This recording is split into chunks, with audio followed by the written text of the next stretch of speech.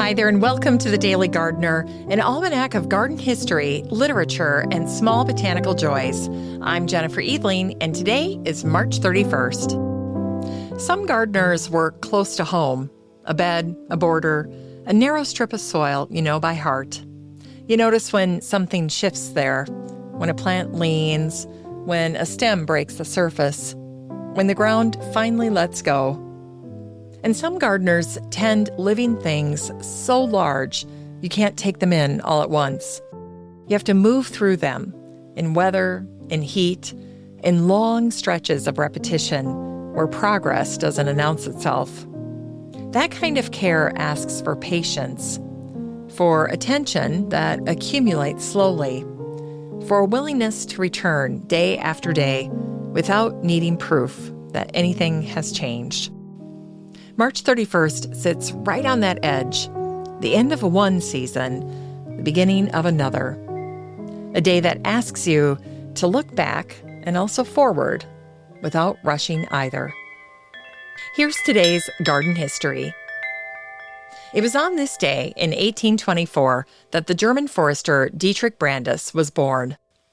Before the titles, before the institutions, before anyone tried to name what he was doing, Dietrich was a man who learned to count trees instead of cutting them.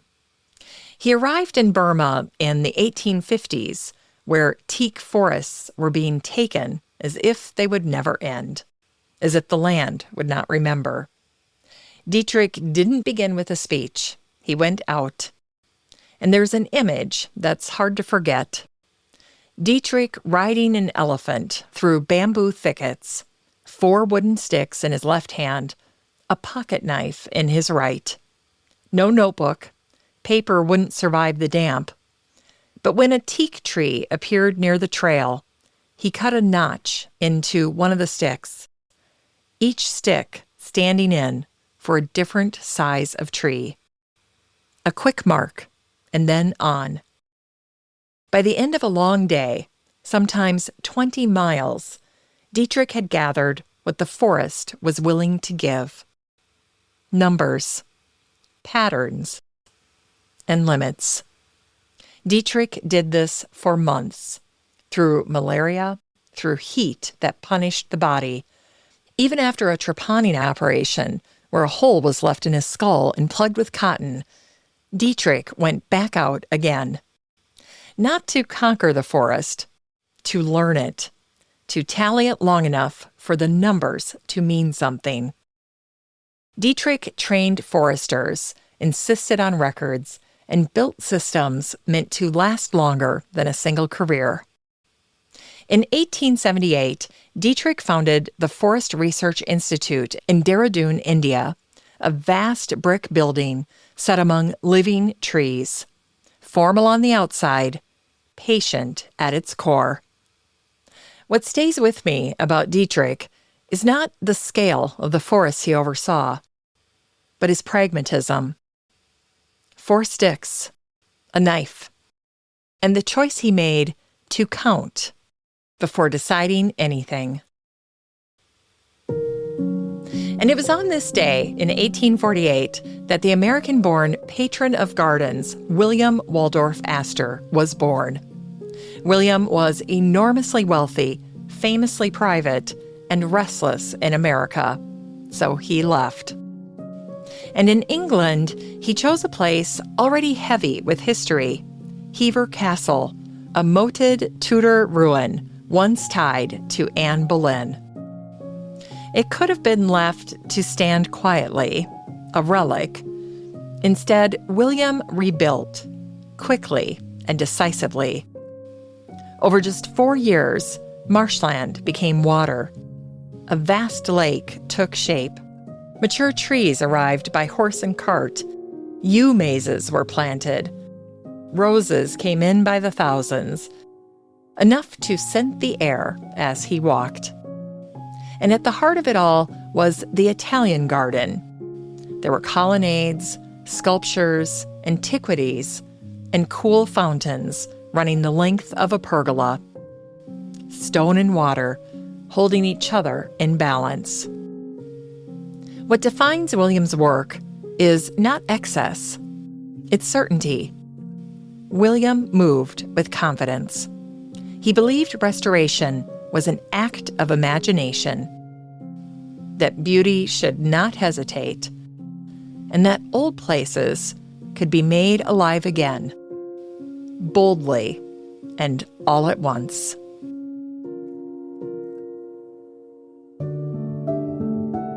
In today's Unearthed Words, we hear from the English poet Andrew Marvell, born on this day in 1621. Andrew wrote about gardens as places apart, spaces where the world's demands softened and the mind could move at a different pace. For Andrew, the garden was not decoration.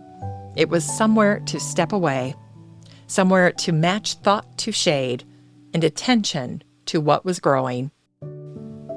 In his poem, The Garden, Andrew wrote, "Society is all but rude to this delicious solitude. Meanwhile, the mind, from pleasures less, withdraws into its happiness, annihilating all that's made to a green thought in a green shade." When Andrew writes that society is all but rude, he's saying something very plainly. Being with people was hard, demanding, exposing, a place where he had to explain himself, defend himself, perform. The garden never asked that of him. He didn't have to justify who he was.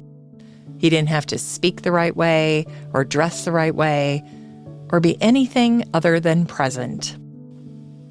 In the garden, Andrew was never made to feel wrong and never rushed. And if you've ever gone out to the garden just to be alone for a while, to cry, to breathe, to pull a few weeds and let your thoughts catch up with you, Andrew knew that as well. And sometimes that's all a garden needs to be. It's time to grow that garden library with today's book, Henry Mitchell on Gardening by Henry Mitchell. It's Garden Writers Week here on The Daily Gardener, one of my favorites, which means all the book recommendations for this week feature books devoted to gardeners who turned their lived experience into a lifelong written conversation. Henry wrote the way many of us garden, with hope, stubbornness, and with a clear-eyed sense of humor about failure.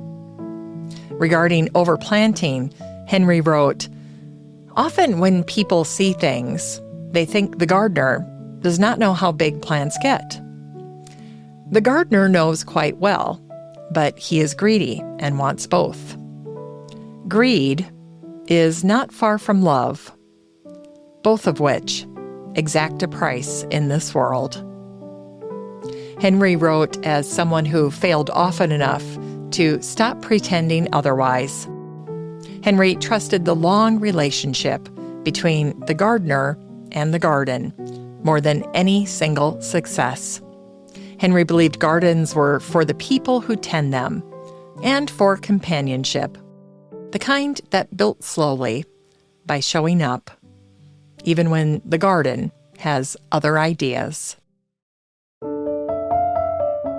And finally, here's something sweet to ignite the little botanic spark in your heart. It was on this day in 1972 that the Scottish plant pathologist Nora Lillian Alcock died.